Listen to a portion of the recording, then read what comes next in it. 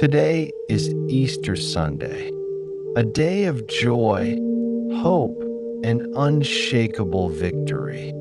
Over 2,000 years ago, the stone was rolled away and the tomb was found empty. Jesus Christ had risen, just as he promised. Matthew 28 verse 6 says, "He is not here. He has risen, just as he said."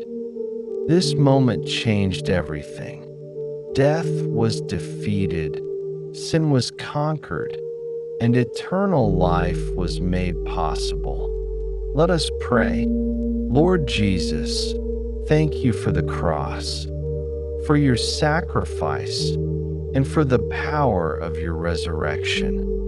Fill our hearts today with the hope and joy that only you can give. Let your light rise in our lives, just as you rose on that glorious morning. We rejoice because you live, and because you live, we have life. Amen. Happy Easter. He is risen indeed. Everyone say amen for Jesus.